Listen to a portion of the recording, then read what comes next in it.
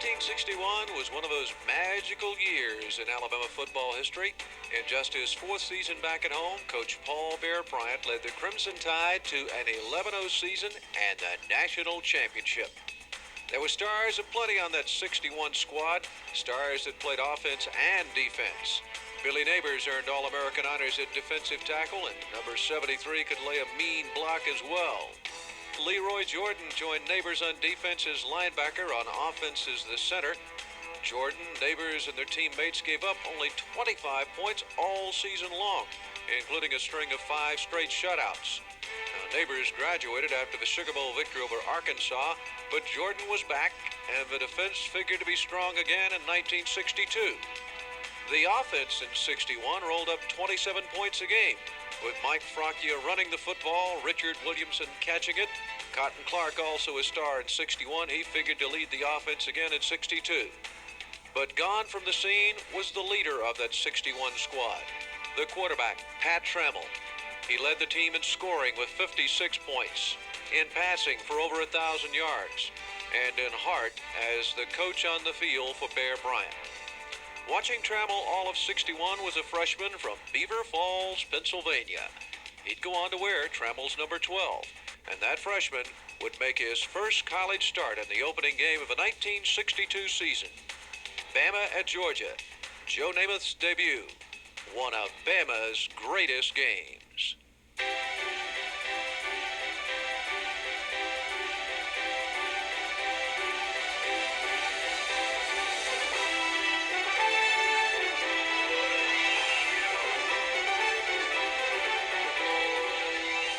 Alabama Sports Network and the Paul W. Bryant Museum present Bama's Greatest Games.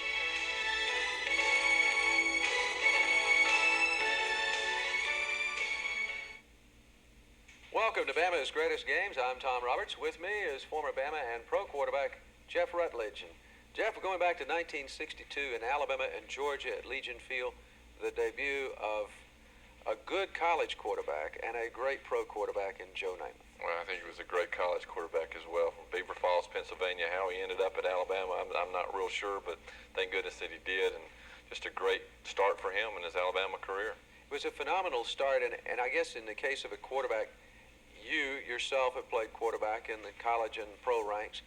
What made Joe a great quarterback? Well, one, he was blessed with a lot of natural ability. Big arm, great athlete, could run, and was smart. And I'm told that had he wanted to play basketball, he'd have been an all-star, baseball an all-star, great golfer, and his career troubled by injuries, but truly a great one. And Namath's the subject of a lot of films that are collected by the Paul W. Bryant Museum. The museum is one of the sponsors of Bama's Greatest Games. Museum can only do with what it gets, though, and some of the films that are in its files, not exactly complete. An example of that is the 1962 Alabama-Georgia game, and those film problems are the reason why we're going to pick up that game in the middle of the first quarter. Let's go to Legion Field and the college debut of Joe Willie. We pick up the action just after Eddie Bersprilli intercepts a Larry Rakestraw pass. Bama first down at its own 48-yard line.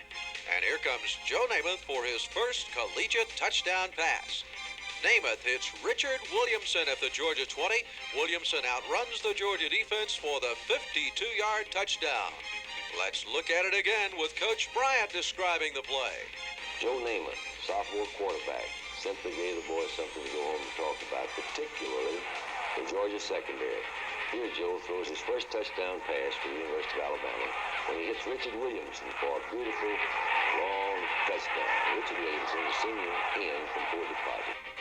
Cotton Clark's on to kick the extra point, and Bama's ahead 7-0 with just 3:14 gone off the clock.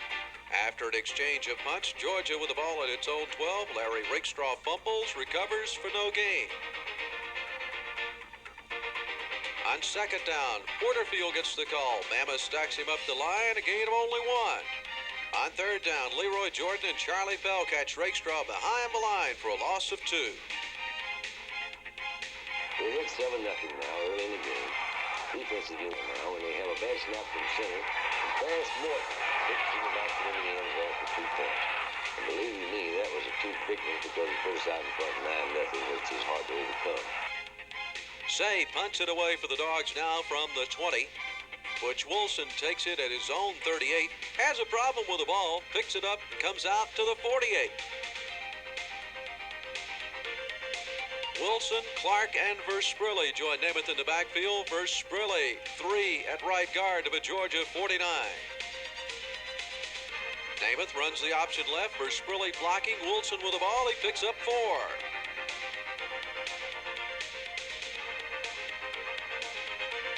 On third down, the option goes right. Clark breaks the tackle, picks up 6, and a first down at the Dog 39.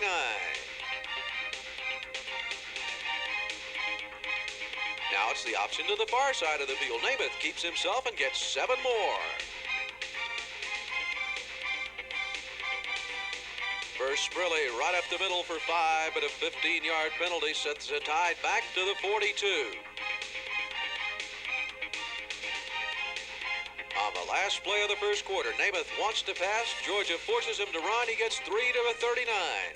After a quarter, it's Alabama 9, Georgia nothing.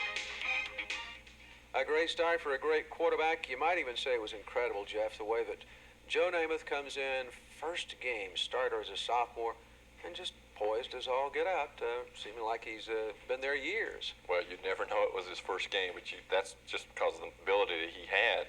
He was able to just come in and act as if he'd played all his career there. Well, it actually took him one series, I guess, to kind of get his feet on the ground, but the beginning of the second series, let's look at it again. It's Namath's long pass to Richard Williamson, and it's one of those where Namath got him in the clear, got the ball to him. Just a straight drop back, gave a little fake, and just a go pattern, and give credit to Williamson for getting behind him, and then he just outran him. But a great throw for Joe, and I know a big thrill for him. Knowing Joe, or knowing Joe as the public person, at least, that's been in the spotlight for years and years, do you think he had any nerves, any problems with nerves going into this football game? I'm sure he did. If he was human, he had a lot of nerves going inside that stomach, but you'd have never known it. Yeah, well, he's incredible. And, of course, when Joe came to Alabama, he was certainly different. Not your typical Southern athlete, for sure. No one knew that better than one of his teammates, Mickey Andrews.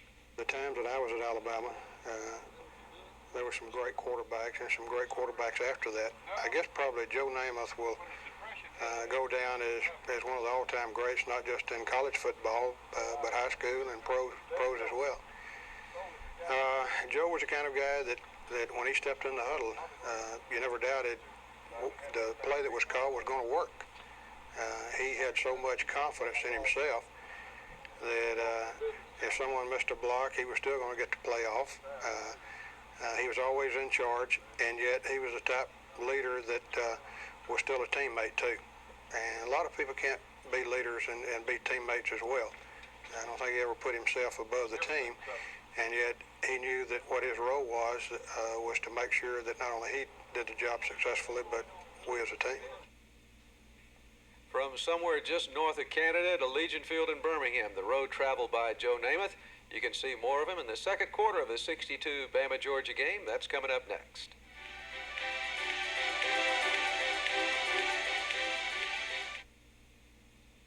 In watching these games from the 1960s and even earlier, Jeff, I'm impressed by the versatility of these great athletes, this 62 Bama-Georgia game. Eddie Versprilli lines up at tailback or fullback and runs the ball a lot, but he plays a wicked game as a linebacker, too. That kind of talent impresses me. Oh, it impresses me as well. I think the style has changed today. You just don't see guys playing both ways.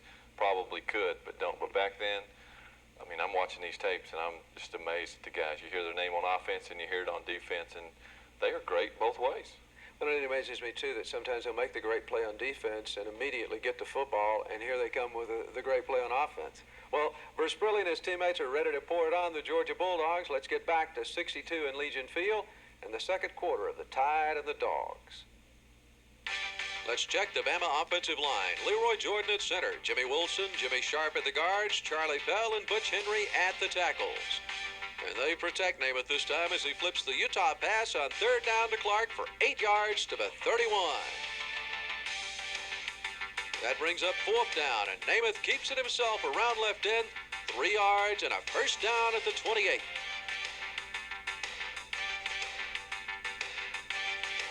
Now it's Clark bursting through right guard. He has 6 to the 22. Wilson tries the right side, getting 3 more. On third down, Versprilli right up the middle. He picks up 7 and a first down at the 12. The Dog defense hunkers down and stops Clark at the 10. So on second down, Namath rolls right. Finds Clark at the 5. Cotton takes it in, standing up. A 52-yard drive in 12 plays. Look at the score again and the way Coach Bryant described it. Jimmy Sharp's at right guard. Charlie Pell at right tackle. There's Eddie Vesparelli making the block. There's Joe Namath hits Cotton Clark for another touchdown. Cotton Clark, a great halfback from Carbon Hill. Actually, Carbon Hill's at Kansas now. Tim Davis comes on to attempt the extra point. He misses it, but still Bama's on top of Georgia, 15-0. Richard Odell kicking it off for Bama.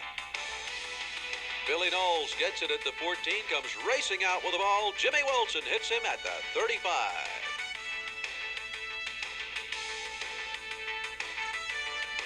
On first down, Rakestraw rolls to the left, but on the run misses his intended receiver, Mickey Babb. Frank Lankowitz hits a bunch of Bama tacklers up the middle. Bill Weissman's at the bottom of the pile. Play makes 4. On third down, Dogs go right. Porterfield hit by Morton, then Martin stopped at the 40. That brings Sayon to punt. He kicks it 38 yards to Benny Nelson. He's hit immediately at the 22.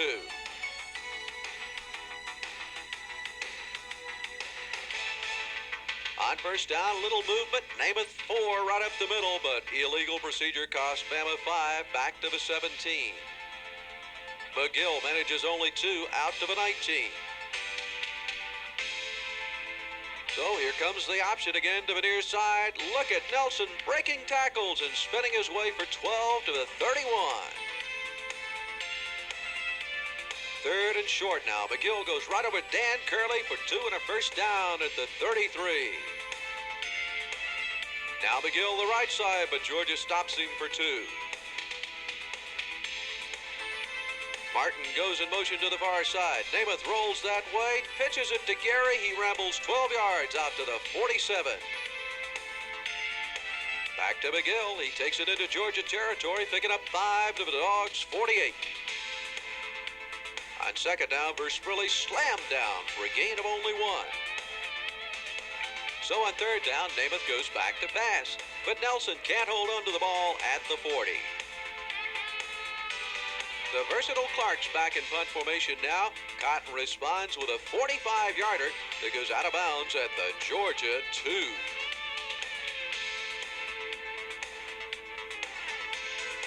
On first down, not much on the sneak, but Bama jumps offside, so the Dogs get some breathing room out to the 7. Armbruster tries the right side. Curley holds him to just a yard. Rakestraw drops back to pass. Finds Babb open on the far sideline. Jack Hurlbut and Morton are there to knock him out of bounds at the 23. First down, Georgia. Rakestraw wants to go to Babb again, but McGill's there to break it up.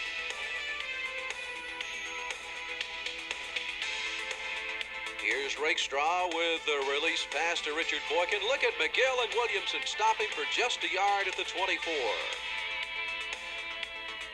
Third down now. Rakestraw hits John McKitchern right over the middle. The play goes for 28. Dogs are in Bama's half of the field for the first time at the tied 48.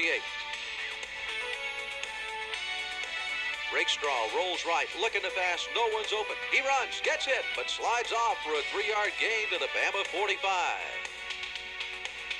The Dogs go up against Bama's front 5 of Bob Petty, Jimmy Sharp, Butch Henry, Dan Curley, and Richard Williamson.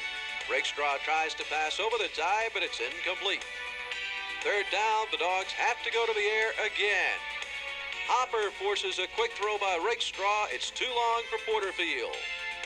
So it's Say into punt again for the Dogs. His 39-yard effort is down at the Bama 5.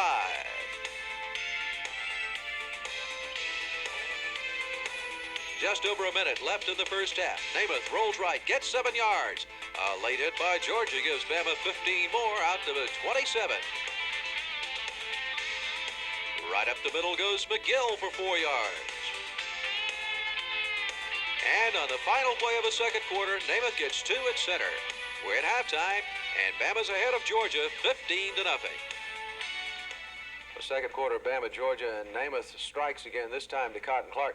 Let's look at this play. It's one of those where Joe just kind of rolls out like he can do so very, very well and finds Cotton open. Yeah, Cotton just released out into the flat, and Joe hit him, and the linebacker didn't get out there to pick him up. Easy touchdown. Well, Cotton Clark, as Coach Bryant used to call him the Kansas Flash, but that referred to Kansas, Alabama, a little bitty town up around Carbon Hill.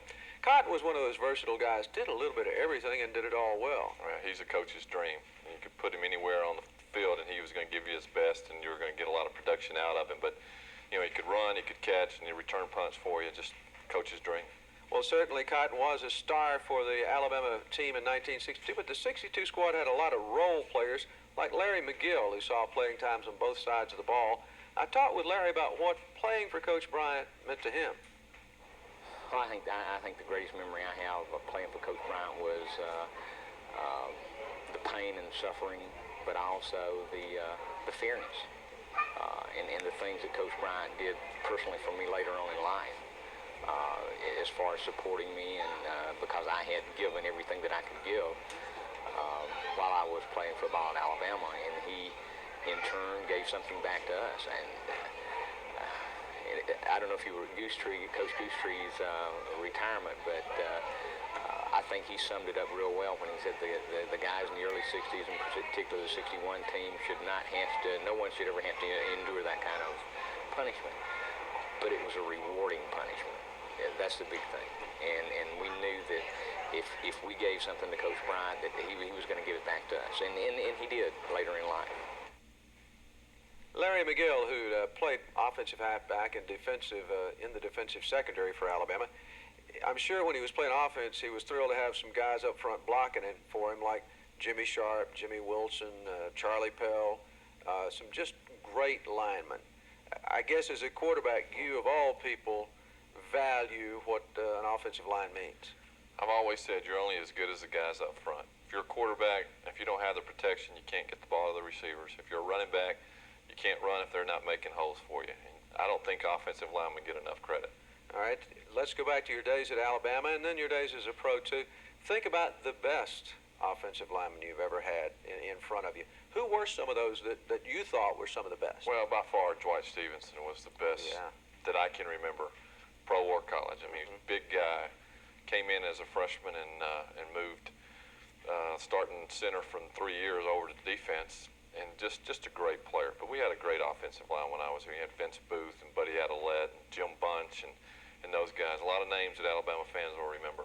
Well, Dwight Stevenson was one I can certainly remember because he went on to have a great career with the Miami Dolphins as well. Just a super lineman and a pretty good citizen, too.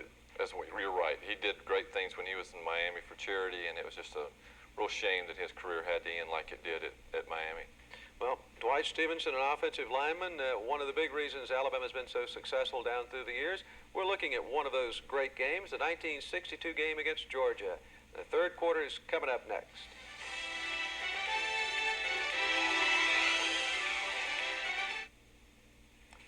Let's go back to 1962, Alabama and Georgia at Legion Field in Birmingham. We talked a lot about Joe Namath in his debut, but this defense doing a pretty good job for Alabama, too, holding Georgia scoreless in the first half. Well, it's hard to win if you don't score any points. That's the thing we're going to get into in a minute here with Leroy Jordan. You were on the offensive side of the ball. I guess you loved it when the defense went out there and held the other team. It seemed like with the defenses Alabama's had through the years, they weren't out there very long doing it. Still, though, it takes the pressure off the offense if they're holding them. Let's say they're going out and they're giving up 7 points. That means you got to go out and get 7 points to get the game even. I'd much rather them be 3 plays and out and us back out on the field. Because if they're scoring, then that puts the pressure on the offense. Well, there have been some great ones on defense for Alabama down through the years, and one of them probably the best of all time, All-American linebacker Leroy Jordan. Holding Georgia scoreless was the goal of Jordan and the Bama defense. It's the way that Coach Bryant wanted his defenders to play. Just listen to what Jordan had to say about Bryant's defensive philosophy. We went into every game thinking shutout. If we gave up points, we were disappointed. But we had that type of team defense. It was, we didn't have just one or two key players. It was a type of team that was very conscious of taking care of responsibility, and if we did, it would set us up an opportunity to have a shutout. And I think we had 5 or 6 that year. So that was our goal in every game, is to shut the other team out. And Coach Bryant's early philosophy was, the way to keep from losing is if the other team doesn't score points, you got a good chance, So he instilled that in us, and for many years there, we played primarily defense. And then, with the advent of Joe Namath coming on and the other guys who could throw the football, it gave us an opportunity to be more of an offensive football team. Well, the Georgia Bulldogs and a lot of other teams will remember Leroy Jordan and his defensive play. The Dogs definitely recall the debut of Joe Namath. Let's get back to it. The third quarter of a 1962 game between Alabama and Georgia. Georgia gets the ball to start the second half. Odell kicks it deep to Lankowitz. Lankowitz starts from his own 3. Charlie Stevens trips him up at the 20, and he falls to the 24. Bama has Jimmy Sharp, Bob Petty, Butch Henry, Dan Curley, and Mike Harper up front. Leroy Jordan, Eddie Verspilli, and Richard Williamson at linebackers. Mal Moore, Jack Hurlbut, and Butch Wilson in the secondary. They see Armbruster take the ball and get belted by Jordan after a 2-yard gain. In the first half, Rakestraw passed for 66 yards, but he throws this one too long for Babb. On third down, Rakestraw has to throw again. Knowles can't quite get to it. So Say's in to kick it away for the Dogs. He punts it 40 yards. And Clark can't get away from the coverage. He's down at the Bama 35. Here comes the Bama offense that rolled up 98 yards on the ground, 92 in the air in the first half. Namath opens the third quarter with a toss to Wilson. He's right behind for Spurley's block. Butch gets 6, but a 15-yard penalty sets the Tide back to its 24. Spurley tries the left side, picks up 4 to the 28. Namath drops back and fires a strike to Williamson. It's good for 10 yards to the 38. Still, it's 3rd and 7, and Coach Bryant tells us what happens next. Here's a 2 on the side where Richard Williamson makes a great catch. The effort has been deflected. Cotton Clark comes across and makes a nice block. And Williamson heads for the goal line. Believe me, he likes to go for that goal line. There's Bob Petty, senior center from Braden, Florida, making the block. Bob was hurt earlier in the season when actually went to University of Tennessee and missed 7 games. The play goes 51 yards all the way to the Georgia 12. From there, Namath rolls right. Finds Clark at the 7. He takes it in for Bama's 3rd touchdown. Tide goes 65 yards in 5 plays. Bama took too much time on the 2-point conversion and backed up to the 8. Namath back to pass. To the end zone, it's incomplete, but it's now Alabama 21, Georgia nothing. Odell kicks it deep this time. Porterfield at his goal line, and he comes out quickly, but again, Stevens trips him up outside the 20. Georgia starts from its own 24. On first down, Armbruster gets loose for 19 yards, but the Dogs get a 15-yard penalty, and they're back at the 15. This time, Bama's D is ready, stopping Knowles for just 3. McGill and Wiseman on the tackle. Rakestraw wants to run the option left, but Weissman forces him inside. McGill and Ron Derby drop him after a gain of only 2. On third down, Armbruster tries the right side. Curley drags him down at the 23. Here comes Say to punt it again. It's a 45-yarder. Nelson takes it at the 32 and returns it to the 40. But another penalty puts the Tide back at its own 25. On first down, Nelson on the toss to the side. He gets 3.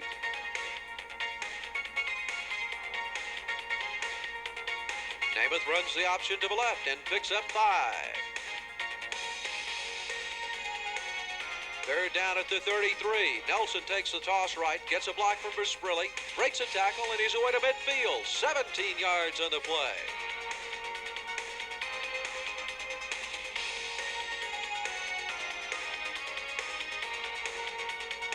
Bama's moving again. Sprilly goes up the middle for 5 to the Dogs, 45. Now it's Nelson again, but this time Georgia stops Benny for only 3. 3rd and 2. Hudson Harris gets his first carry of the day and gets enough for a first down at the 39. Namath rolls out left. Looks like he might pass, but he's running. Joe picks up 10 to the 29.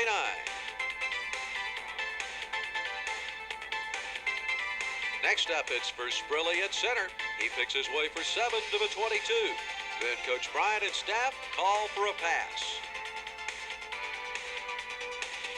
Timmy Wilson, Haleyville's at left guard. Joe sprints out, throws another sprint out pass. A great catch there by Jimmy Deal. Jimmy's from Mobile, and on that particular play, he broke a bone in his arm and missed 6 or 7 games. The play was good for 15 yards to the Georgia 7. Looks like Bama's going to score. Not to be, though. Namath on the toss to Mickey Andrews. He fumbles, and Georgia recovers at the 9. Dogs really backed up, go with a sweep left. Ken Mitchell's there to stop Blackburn for 1. Mitchell's one of several fresh faces on the defense, along with Dale Layton and Steve Wright. It's Mitchell here who chases Rakestraw, but he gets the pass away to Babb for 13 yards and a first down. Harris shoves him out at the 23. Porterfield works the middle, but he's stacked up, gets only a yard. Rakestraw now rolling out to the left, just misses Boykin. On 3rd down, the Georgia quarterback rolls out again, and once more, Rakestraw overthrows his intended receiver. So Nelson drops back to receive, say, 6th punt of the night. Benny gets it at the 37 and makes it out to the 43.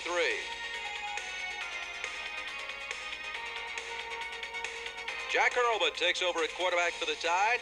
On his first play, he gives it to McGill. Larry rips off 9 yards to the Georgia 48.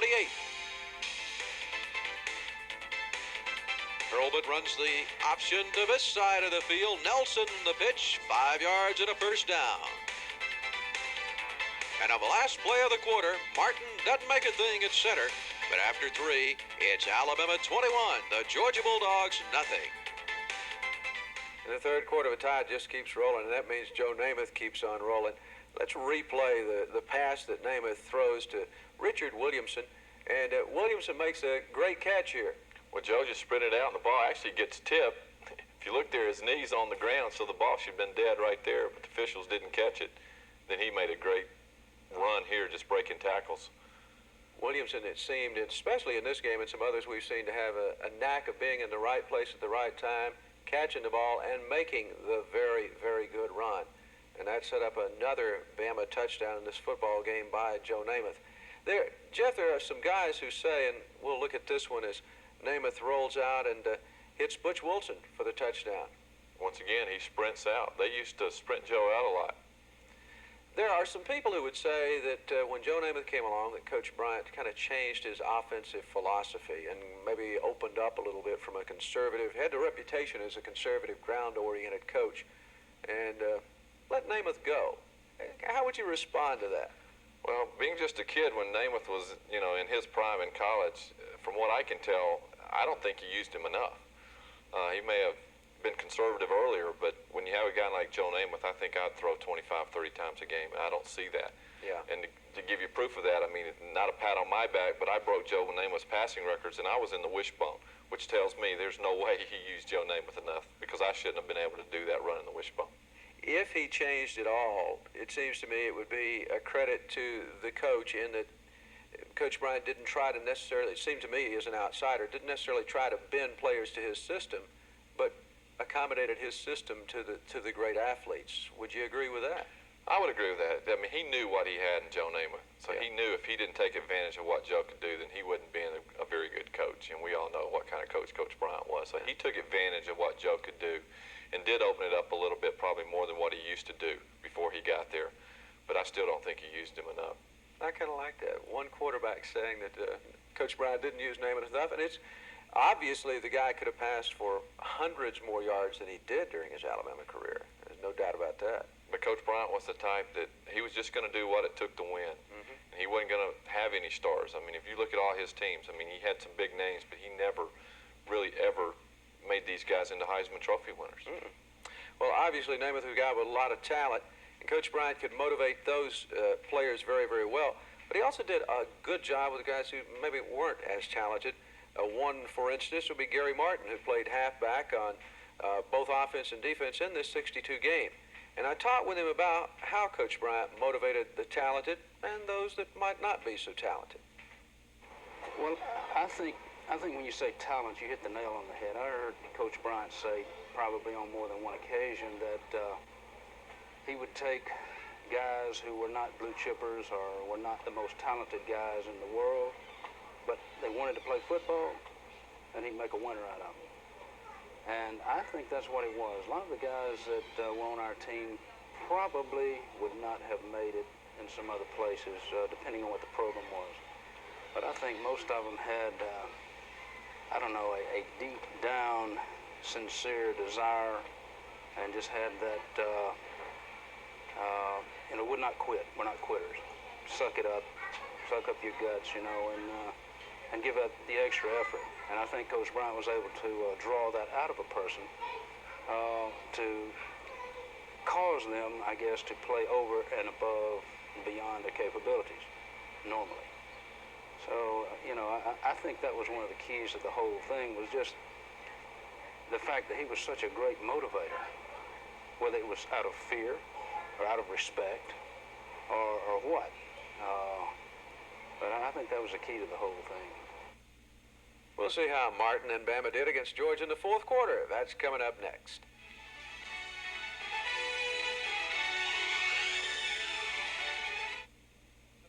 As we go into the fourth quarter of this 1962 Alabama-Georgia game, Tide pretty well has it in hand. And, Jeff, that means a lot of reserves are going to get to see some playing time. I would think that once you practice hard all week long as a reserve, it's got to be a thrill to get in for any amount of time. It definitely is, and I'm sure in his mind that going in and replacing Joe Namath at quarterback was a big thrill for him. And anytime you get into an Alabama game, I mean, that's a thrill. Yeah. Well, Jack Hurlbut was the guy who comes in to replace Namath in the fourth quarter, and Hurlbut told me that he was definitely ready for playing time, mainly because of the way Coach Bryant prepared all of his players. Jack told me about the coach's attention to detail. I doubt that there's a team in America back then or now that every week would, at least in quarterback sessions and sometimes on the field itself, every week we would go over giving an offensive safety or giving a defensive safety. That was just part of everyday planning. We always worked on receiving onside kicks or kicking onside kicks. It was every day. Well, every week. Every week. And that was just part of the preparation. So the little things, I can't imagine the team, it just gave us the self-confidence because he told us that we were going to eat better, we were going to have better surroundings facility-wise, we were going to be dressed better, we were going to be coached better, and he expected us to play better. But it was the little things, it was the little things that kept us in ball games when we probably shouldn't have been, and ultimately would win ball games that we ultimately probably shouldn't have won. Well, let's see how those drills work for Hurlbut and the rest of the reserves as we get to the fourth quarter of Alabama and Georgia from 1962. Going into the final 15 minutes, Bama's driving of the Dogs 43. Clark takes the handoff up the middle for 3 yards.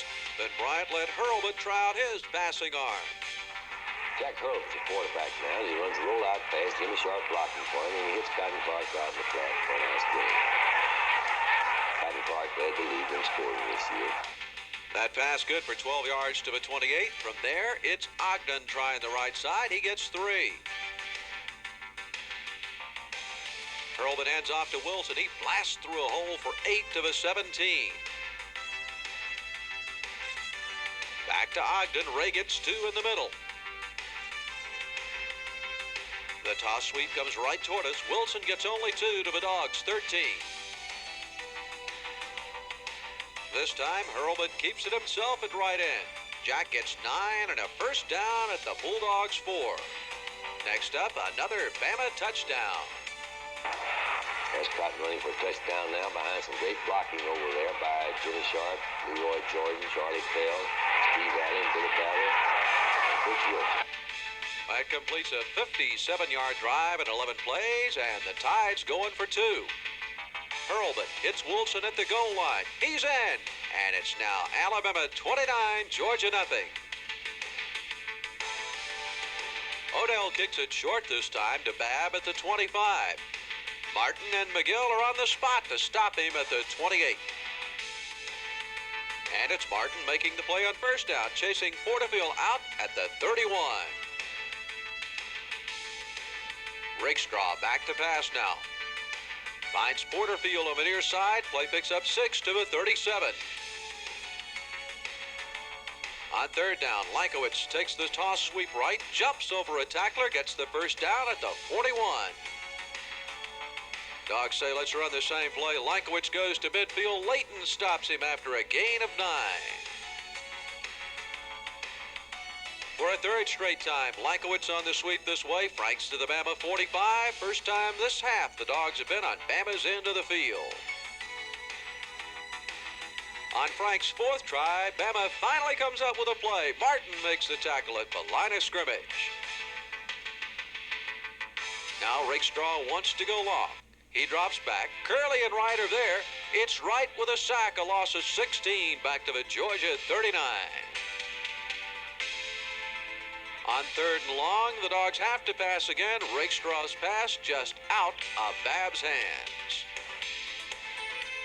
And one more time, Say has to punt it for the Dogs. This time it's Piper deep to receive for Bama. He takes it from the 25 out to the 31. Hurlbut right up the middle for 3 to the 34. A little shaky on the exchange, but Ogden gets 6 more yards. Third and short now. Ogden goes off right tackle for 5 and a first down at the 45. Here's Coach Bryant with the next play. A real fine option play by Jack Hurlbut there. Jack Hurlbut, junior quarterback from Houston, Texas. Well, there's some blocking for him down there. Benny Nelson and Gary Martin. Jack picked up 15 and a first down at the Georgia 40. From there, Ogden takes the handoff and picks up 4. Now it's Andrews getting the toss and a block from Ogden. Mickey makes 8 and a first down at the 28. Here's Andrews again up the middle for 3. And then as Coach Bryant describes it, Bama's 5th touchdown. Here comes a beautiful option play with Jack Hurlbut out to Hudson Harrison Birmingham. Sophomore back goes in for a touchdown. Nice block for Billy Nelson. Billy Nelson with a fine quarterback. Thanks to Nelson. After the reserves go 69 yards at 8 plays, Hurlbut fails on the 2-point conversion try, but Bama's built a 35-0 lead with just over 3 minutes to go. For the final time tonight, Odell kicks it off. A squib kick that Armbruster picks up at the 30. He runs it back 12 before he runs into a crimson wall. On first down, it's Armbruster at center, all the way to midfield. Lankowitz takes the toss right, gets 3 and a first down at the Bama 47. Rakestraw drops back. Big rush from Mitchell, then Ron Birch sacks him for a loss of 5 back at his own 48. Better protection this time for Rakestraw, but no better result. Babb's covered up by Bama. In the face of another Tide rush, the Dogs go with a screen to Lankowitz. He goes 11 to the Bama 41 before Weissman catches him from behind. On the final play of the game, Rakestraw tries one more time to hit Babb. It goes incomplete. Bama has the shutout, 35-0 over the Georgia Bulldogs.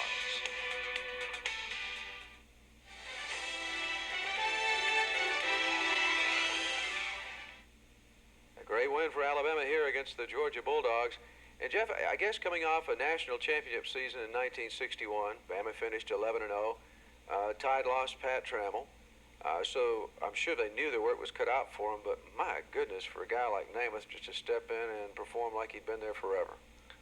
end up the season, 10-1, and go to the Orange Bowl as a sophomore. It was a great first year, and Alabama fans had 2 more years of this guy. That's right. It was a phenomenal start. And let's look at the highlights of this one that really started off with Namath in the very first quarter of the football game, the long touchdown pass to Richard Williamson.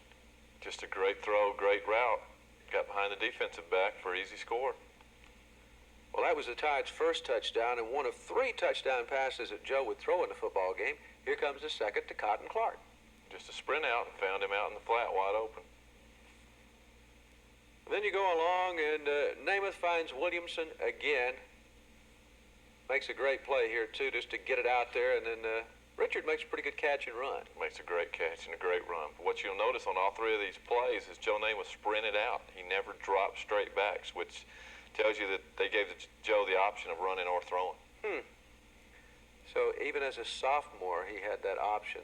That's pretty amazing. Well, after the long pass there to set up the touchdown, Joe fires it to Butch Wilson for the score. Once again, he's sprinting out. That was obviously a big, game plan thing on Alabama's part to get Joe outside.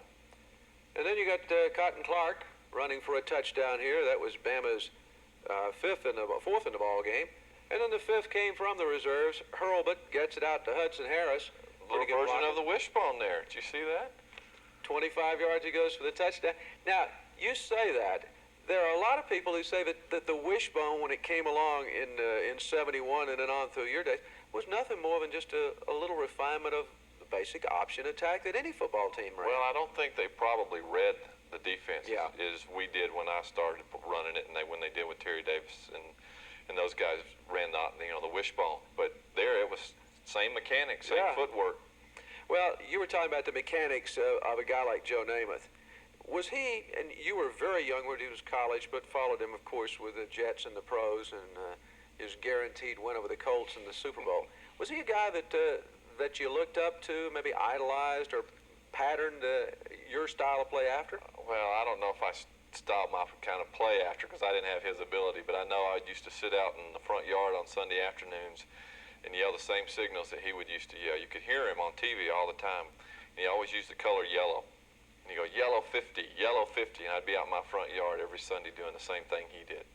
Well, he was very successful, but what's uncanny to me, and now maybe it's linebackers, but there was this long spell there at Alabama where Coach Bryant and the university turned out just great quarterback after great quarterback. I mean, you look at guys like Namath, Stabler, Todd went on to the pros, you went on to the pros. Why? I mean, was the system set up to groom a quarterback? I don't think it was. I don't think it was. It definitely wasn't in my case. The wishbone is not an offense you want to groom somebody for pro football. I just think Alabama got great athletes. They got top quality quarterbacks, and then it was up to their job to see if they could go any farther. But Coach Bryant definitely helped. And playing for Alabama and always playing for national championship, you were in the public eye all the time. Well, and that gave you, obviously, the experience to play for a conference championship or, in Joe's case, the Super Bowl. When you were at Alabama, did Coach Bryant coach quarterbacks that much? No. He'd only tell you when you're doing something wrong. In my case, Mal Moore was my quarterback coach, and Mal did all the coaching. But Coach Bryant would occasionally come in the meetings and draw things on the board and give us some suggestions. But for the most part, the quarterback coach did all the work. So most of your time was spent with today's version of the offensive coordinator, a guy like Mal Moore. Exactly.